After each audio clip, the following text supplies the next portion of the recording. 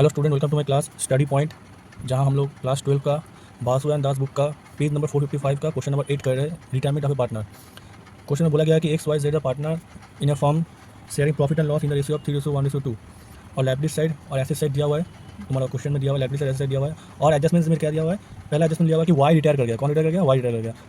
Land and building to valued at 3,27,000। Land building था कितना पहले? लैंड बिल्डिंग पहले था 3 लाख का, अभी वो हो गया 3,27,000। तो एसेट का इंक्रीमेंट हो गया। तो रिवैल्यूएशन अकाउंट का क्रेडिट साइड में, रिवैल्यूएशन अकाउंट का क्रेडिट साइड में हम लोग लिख दिया लैंड एंड बिल्डिंग 27,000। नेक्स्ट क्या दिया हुआ है? Investment 25,000 not mention in the balance sheet to be considered. इसका मतलब क्या है? इन्वेस्टमेंट एक एसेट होता है जो कि मेंशन नहीं किया गया था पहले बैलेंस शीट में, तो एक अनरिकॉर्डेड एसेट है। तो अनरिकॉर्डेड एसेट होना मेरा फ़ायदा है। हम लोग रिवैल्यूएशन अकाउंट में अनरिकॉर्डेड एसेट को रिकॉर्ड कर देंगे, लिखेंगे बाई इन्वेस्टमेंट लिख के 25,000 उसको हम लोग ऐड कर देंगे। नेक्स्ट क्या दिया हुआ है? Provision for doubtful debt is to be increase. तो प्रोविजन हम लोगों का एक लायबिलिटी होता है, तो लायबिलिटी इंक्रीज कर गया। कितने का इंक्रीज किया है? पहले था 2,000 का, अभी हो गया 3,800। देन 1,800 मेरा इंक्रीमेंट हुआ है, तो ये इंक्रीज हुआ है 1,800 रुपया। हम लोगों ने रिवैल्यूएशन अकाउंट का डेबिट साइड में टू प्रोविजन बोल के लिख दिया 1,800 रुपया। नेक्स्ट क्या बोला गया है? Stock is to be reduce by. Stock हम लोग का एसेट होता है और एसेट घट गया है, रिड्यूस हो गया 10%। पहले स्टॉक मेरा था 1.5 लाख का, अभी कम हो गया है 10%। इसका मतलब 1,500 का स्टॉक कम हो गया है, तो रिवैल्यूएशन का डेबिट साइड में स्टॉक रिकॉर्ड कर दिया 15,000। नेक्स्ट क्या है?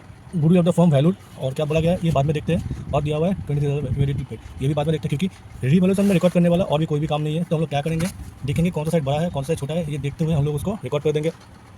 देखो रिवैल्यूएशन का क्रेडिट साइड में 52,000 टोटल हो रहा है और डेबिट साइड में कम हो रहा था, तो बैलेंस करके अगर डेबिट साइड में बैलेंस आया तो हम क्या लिखते हैं?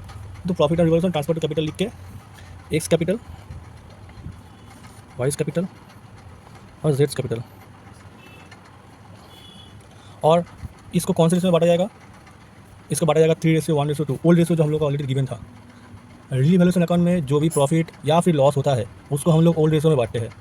अगर गुडविल का काम है इन केस ऑफ रिटायरमेंट, तो हम लोग गुडविल को गेनिंग रेशियो में बांटते हैं। बाकी जो भी चीज़ें बांटना पड़ता है, जैसे कि मान लो तुम्हारा रिजर्व, उस सभी को हम लोग ओल्ड रेशियो में ही बांटते हैं। ठीक है, नेक्स्ट हम लोग चलते हैं। क्या दिया हुआ है? Goodwill of the firm value 54,000 and value of goodwill is not to be shown in the balance sheet. तो ये कोई बात नहीं है, सिंपल समझो कि गुडविल दिया हुआ है फर्म का, इसका दिया हुआ है फर्म का 54,000। Then you have to calculate Y's share of goodwill. तो हम लोग यहाँ पे वर्किंग नोट बनाया है। वर्किंग नोट में देखो दिया हुआ है कि गुडविल ऑफ द फर्म कितना है? 54,000, और शेयर ऑफ वाइस कितना होगा? वाई का शेयर था, टोटल शेयर ये है, वाई का शेयर ये है, मतलब 1/6। देखो 3, 4, 6, तो 1/6 ये वाई का शेयर है, 1/6। तो शेयर ऑफ वाई होगा कितना? फर्म का कैपिटल, फर्म का goodwill multiply by Y share, तो 9,000 होगा तुम्हारा वाई का शेयर। इस 9,000 को कौन से में बांटना है? इस 9,000 को हम लोग गेनिंग रेशियो में बांटना है। तो गेनिंग रेशियो निकालना पड़ेगा पहले। तो देखो क्वेश्चन में एक चीज़ दिया हुआ है कि न्यू रेशियो दिया हुआ है। देखो लास्ट में दिया हुआ है x and Z will share future profit and losses in the ratio of 3:2। देखा, न्यू रेशियो दिया हुआ है। देन हम लोगों को गेनिंग रेशियो निकालना पड़ेगा, जो कि हम लोगों ने निकाला है यहाँ पे। गेनिंग रेशियो का फॉर्मूला क्या है? New minus old. मैंने यहाँ पे उल्टा किया है, हम लोग करना न्यू रेशियो, ठीक है ना। देखो न्यू रेशियो ये है, न्यू रेशियो, ठीक है ना, ये है ओल्ड रेशियो। मैंने किया ऐसा सैक्रिफाइसिंग का रेशियो फॉर्मूला लगाया, तुम लोग कुछ भी लगा सकते हो, लेकिन हम लोग का फॉर्मूला क्या है? गेनिंग रेशियो का न्यू माइनस ओल्ड, ठीक है ना। मैंने यहाँ पे जो निकला है माइनस में निकला है, लेकिन निकलेगा न्यू माइनस ओल्ड करोगे तो प्लस में निकलेगा। तो रेशियो क्या होगा? 3:2 ही होगा। इसका एलसीएम करके देखोगे तो 3:2 होगा। तो जो 9,000 में निकला था, इस 9,000 को 3:2 गेनिंग रेशियो में बांट दिया। तो एक्स का शेयर कितना होगा गुडविल में?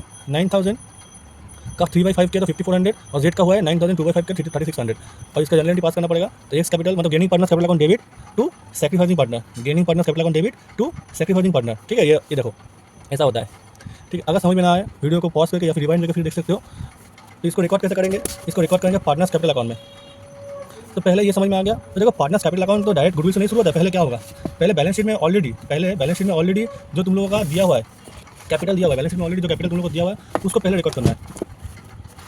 देखो बैलेंस शीट में तुम लोगों का कैपिटल कितना दिया हुआ है? 3 लाख, 1 लाख एंड 2 लाख। तो देखो हम लोग यहाँ पे लिख दिया पार्टनर्स कैपिटल अकाउंट में।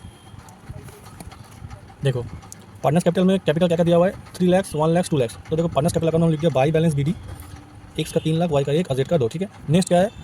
EPF employees provident fund. हम लोग एम्प्लॉयज़ प्रोविडेंट फंड अगर कभी भी लाइब्रेरीज में दे दिया तो विदाउट अगर कोई एडजस्टमेंट नहीं दिया होगा तो EPF को जैसा है वैसा ही रख देना है, कभी भी EPF को नहीं बांटना है।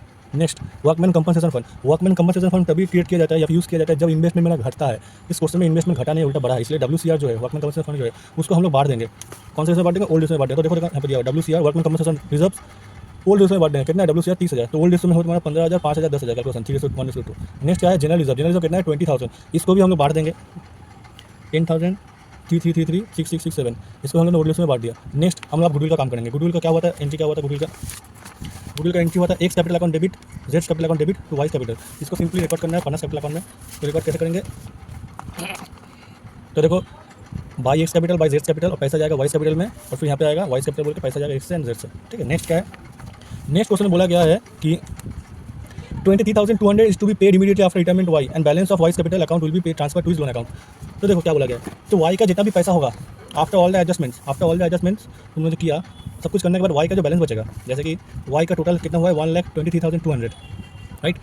ये जो पैसा है वो उसका है, तो ये पैसा वो कैसे लेगा, उसको कैसे दिया जाएगा, कैसे दिया गया, पहले बोला गया कि 23,200 पेड इमीडिएटली।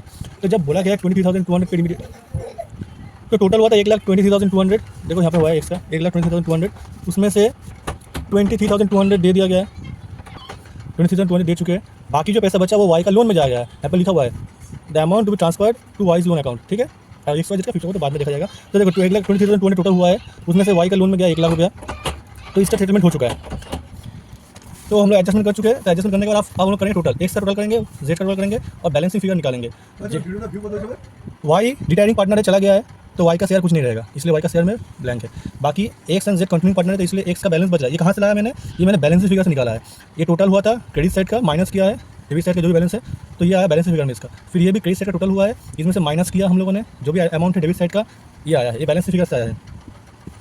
ये नया कैपिटल है एक्स और जेड का, यही बैलेंस शीट में ट्रांसफर होगा। यही अमाउंट जो 3,57,200 और 2,24,800 अमाउंट है, यही अमाउंट बैलेंस शीट में लायबिलिटी साइड में एज अ कैपिटल शो किया जाएगा और वाई का जो लोन है वो भी शो किया जाएगा।